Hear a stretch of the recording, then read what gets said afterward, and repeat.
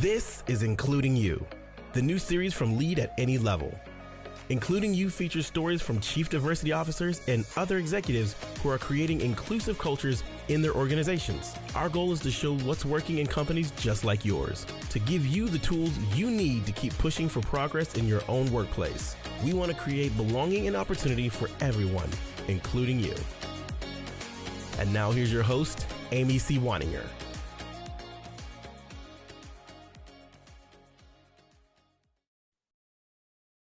Welcome back to Including You. I'm your host, Amy C. Waninger, the Inclusion Catalyst. My guest today is Crystal McNack. She's the Diversity, Equity, and Inclusion Advisor of Enbridge, whose mission is a bridge to a cleaner energy future. That bridge safely connects millions of people around the world to the energy they rely on every day, fueling quality of life. Enbridge employs 11,000 people in the U.S. and Canada. Crystal, welcome to the show. Thank you so much for having me, Amy. I'm excited to talk to you, and I know you're based in Houston, and it says it on your Chiron down there. I wanted to just give you a chance to explain, because a lot of people haven't heard of Enbridge, what the company is and what the footprint of the company is. Yes, thank you so much for the opportunities. Yes, the way we like to think of Enbridge when we talk about it, especially here stateside, is that Enbridge is the largest company in North America that you probably have never heard of. And Enbridge is a Canadian-based midstream oil and gas company. And we do have four pillars. The four pillars are liquids pipelines. We do provide 30% of crude oil produced in North America. We also have the natural gas pipeline, which provides 20% of natural gas consumed in the U.S. We also do natural gas utilities. 75% of Toronto residents actually depend on Enbridge for their energy source. And just to point out, Ontario is the largest territory in Canada, so that's a pretty large footprint. And then we also have a renewables stream, and that does provide 1 million homes with renewable power. That's amazing. And you have been in your current role for about a year, but you've been with the company for 6 years. Can you talk a little bit about where you came into Enbridge and how you went from that role into what is now your Director of Diversity and Inclusion or Diversity and Inclusion Advisor role? Yes. Basically, as you mentioned, I've been with Enbridge for 6 years. I actually started out in supply chain, and I held a number of roles in supply chain, starting at vendor resolution, invoice resolution, vendor master setup. I bought for a little while.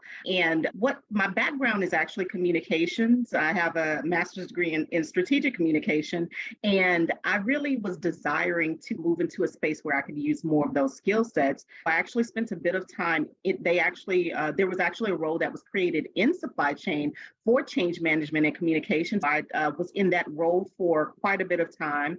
And then from there, I just wanted to do something that I was really passionate about and really continuing to use that skill set. When I saw this opportunity open up in diversity, equity, and inclusion, I did not have human resource background. I did not have DEI background, but I did have a passion for people and a passion for change. I raised my hand, put my application in, and here I am a little bit over a year later, and I'm really enjoying the space I am in right now and feel like it's really allowing me to live my purpose and some of my passion through what I do at Enbridge.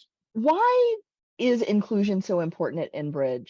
People a lot of times will not think of the energy sector as a place that needs to be particularly inclusive. Right? You're pulling commodities out of the ground or out of the air and distributing those all over. But clearly they've made a huge investment in diversity, equity, and inclusion internally. What's the impetus behind that? You are correct in that the energy sector has typically been not as diverse as some other industries may have been, but Enbridge really is dedicated to inclusion, so much so that we actually have added it to our core values. Our core values are safety, integrity, respect, and again, inclusion. That was added in 2021. And really, it's because we want to look like the communities that we operate in. We understand that diversity of thought comes with having a diverse workplace, just as in when we're practicing safety, we want people to be able to speak up, people to be able to share their thoughts and break that groupthink type of mentality, that we can be as safe as we could possibly be. The same way with inclusion. We want people to be able to speak up, to share their thoughts, to share their passions, but we want people to be able to really bring themselves and their thoughts to the table so that we can make more informed business decisions. One of the areas of focus that you've had within your employee community is a focus on building really strong human connection. And I would imagine that ties into all of your goals of safety, integrity, respect, and inclusion. But can you talk a little bit about how you're building human connection within Enbridge? Yes, thank you so much for that question. Human connection is extremely important to us. I believe that focusing on human connection allows us to bring our full selves to work. As far as some of the things that Enbridge is doing around human connection, we've created a human rights series. And we started this off kicked it off in January. And we basically created this so that we can have a safe space for employees to come and talk about their concerns as it pertains to human rights. In January, our conversation was around the immigrant experience, some of the atrocities that were happening across the world, and just trying to really figure out some things that we could do to help our employees. Also through our corporate citizenship, trying to figure out ways that we can donate or volunteer to help with these efforts. One of the more recent experiences that we had with the Human Rights Conversation, we actually just hosted one this past Tuesday. And it was around Emancipation Day. Emancipation Day is the Canadian equivalent to Juneteenth. For Emancipation Day, we had this human rights conversation, and we spoke to the intergenerational impact of slavery. We had one of our very well-respected leaders share her experience in that space. And it was just a very powerful conversation, very impactful. And there were, just to be transparent, lots of tears shed and lots of feedback that we got from it. And it just really informed us that there was opportunity to continue the conversation. So we're looking to create sharing circles where we can continue the conversation, continue the healing journey, and really, again, just continuing to create the platform for people to be able to share their experiences without judgment. And additionally, from the Human Rights Series, we also do have the Human Library, which is an initiative that's really near and dear to my heart. We hired a storytelling coach that basically comes in and helps our employees to shape their stories that just are on a myriad of topics. We've had employees talk about just their experiences being employees with disabilities, also caring for children with disabilities, dealing with infertility issues and adoption, stories of LGBTQ employees coming out, and even employees sharing their experiences as immigrants. And that's been just the human connection. Additionally, we have working groups that are centered around creating cultural awareness. We've had lots of informative events throughout the year. One of those that really stands out to me is, for the first time, we had Arab American Heritage Month that we celebrated here. And there was just lots of great feedback. That group that led it afterwards gave kudos and just teary thank yous that they were able to really be themselves and share aspects of themselves and break certain biases or misunderstandings that people had around their communities. Again, just that creating that human connection is extremely important here at Enbridge. I love all the storytelling that you're doing and all of the sharing, because really it's stories that connect us. It's stories that open us up to other people's experience and start to build the level of empathy that we need to really engage each other on a human level. And that makes the work happen better. Yes, I would agree. When you think about all of this, because sometimes this kind of stuff can be very hard to quantify, right? People want to say, oh, yeah, storytelling's great and you get the warm fuzzies, but D&I is too squishy and you don't really know that it's working. But you all really know that it's working. Can you talk a little bit about how you're measuring the success of these initiatives? Yes, perfect. Just there are different ways of getting to where we need to be. Of course, the qualitative, I would never take anything away from that experience, because that's the real human piece behind it. But of course, in order to know that we are moving the needle, we do also have to have quantitative measures. And Enbridge does have a diversity dashboard, and it's actually an award-winning diversity dashboard because we were awarded a Catalyst Award in 2022 because of it. And what it does is it is a collection of all of our data that provides transparency to where we are on our goals of inclusion from our different business units, from our organization as a whole, so that we can see where we are when it comes to hiring and retention of people of ethnically diverse backgrounds, also where we are in our goals with women, where we are in our goals with people with disabilities, and also with veterans as well. Everybody within the organization has access to this information. I was in a conversation in a fireside chat with our chief diversity officer, and she was speaking with the CEO of Catalyst, and she had said that by creating all of this visibility, it holds you to doing something about the information that you have. So it can be scary for some people to share that information, but we feel that it allows our employees to see where it can inform their business decisions. If they can pull that down and see, okay, my business unit, and because it's broken down to where it can be very granular as far as where business units sit. If a leader within a certain business unit realizes that they're off from their representation goal, then they can make the necessary adjustments and the informed decisions that they need to make in order to help us to get to that goal as an overall company. It was really a good practice, we think, to show people where the starting line is and where the finish line is and where we are in that process. Data is a great way to manage people and manage work and manage the targets and the goals. But the level of transparency that you're talking about is where real accountability happens, because it's not just about being accountable to the people above you who, if nobody knows what's happening behind closed doors, it may or may not happen. And that happens in a lot of organizations. The conversations behind closed doors are different. When you're putting all of that out on Main Street for all of your employees to see, I have to imagine that the accountability skyrockets, but also, was that hard? Because I would think people would be terrified of, well, what if my numbers aren't as good as Bob's numbers? Or what if they're really good this quarter and next quarter they slip? And a lot of folks in management are not as confident about that level of accountability as we might like them to be. How'd that go? It can definitely sound scary and be scary. And for some people, maybe it was scary for them, but the information was not put out there to shame anyone. It was not put out there for judgment. It was literally put out there so that we could have what our baseline was, so that we could then say, this is where we are, this is where we want to be. Let's work together to get to that goal. Yeah, and I think that level of transparency leads to really honest conversations and probably puts a pretty high priority on problem solving.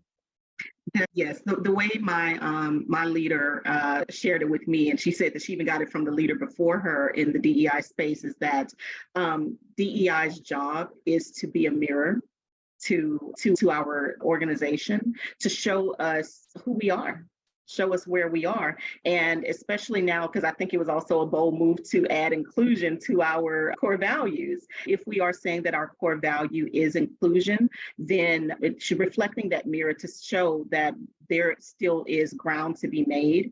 And this is not, I would say this is not anything unique to Enbridge. This is unique. This is for the entire organization in many companies. There definitely is power in reflecting that back to say, this is where we are, and let's go together. Let's get to the finish line together.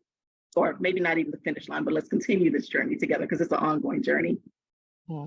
And I've heard it said, you can never take people further than they already think they are. Yes. When they see on paper or in black and white or on their computer screen, right, this is where you actually are.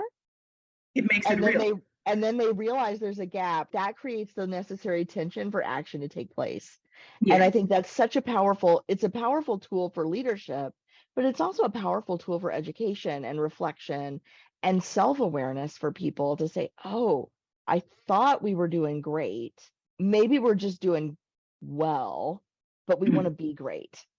Yeah. And then that tension is already built in and they're spurred to action. Yes, you are exactly correct. I would even say it's great to offer that tool to leaders, but also even to just the regular employees, because I know a lot of our employee resource groups actually go to this diversity dashboard to inform the types of events, the types of resources that they provide to their constituency. It creating that level really allows for just well-informed decisions all the way around. And you don't do this work in a vacuum. You've had all of your executives, all of your senior leaders have gone through extensive training around inclusion and inclusive leadership, and that you continue to do. Really, this isn't DEI bolted onto the side of the business that we're already running. This is really DEI infused from the top down and from the bottom up, right? Yes, exactly. That's exactly the goal. That's exactly the plan. And that is how we are working this. As you mentioned, we have inclusive leadership. Basically, we have taken part in the MARC training that Catalyst offers. And we've been doing this for the last number of years. I don't want to quote the year because I don't want to quote it incorrectly, but for a number of years, we have sent most of our leaders, director and above, to the MARC sessions, which is Men Advocating for Real Change, all the way up to our CEO. And in addition to that it's a 1.5 day training, intensive really. And in addition to that, we also have MARC teams, dialogue teams that takes place monthly. And that's led by folks who have been through the MARC sessions. And it's to continue those much needed conversations to really impact the culture and change the culture by continuing to have these very important conversations that continue to erode biases and just really continue to educate people. In addition to MARC, we've also had all of our Enbridge employees take training on unconscious bias. And then we also have a Indigenous cultural awareness training that we have, and that's included with our IRAP, which is the Indigenous Reconciliation Plan. That's amazing. And you also do training around anti-racism, systemic racism as well, correct? Yeah. You've really hit this from a number of different angles. I'm curious, with all that you've done and all that you're accomplishing, and I know that there's always more to do, but what do you see as the key area of focus for Enbridge in the next year around their inclusion efforts?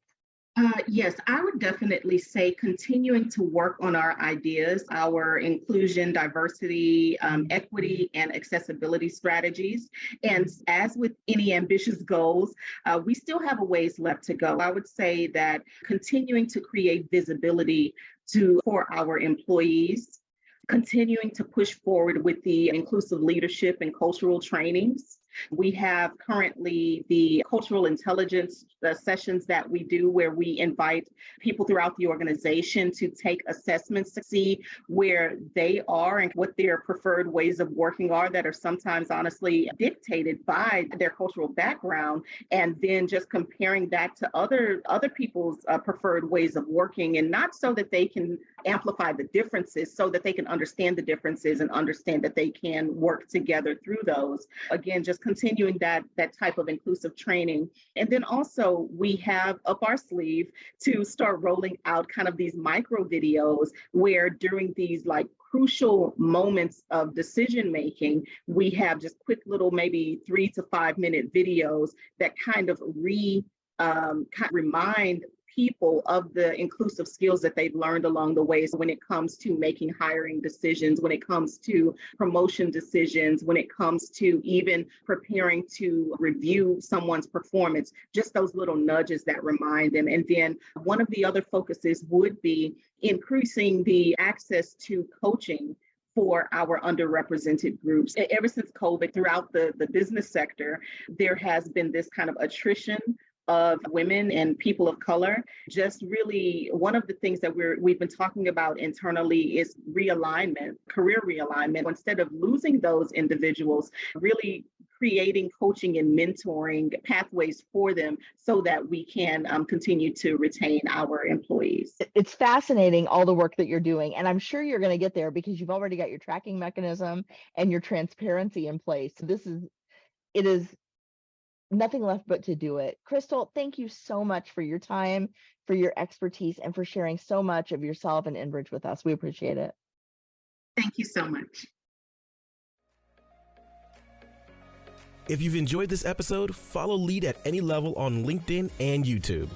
Then join us for Including You video simulcast every Thursday at noon Eastern. Including You can also be enjoyed each week as part of the Living Corporate audio podcast series, available on all major podcast platforms. Learn more at living-corporate.com.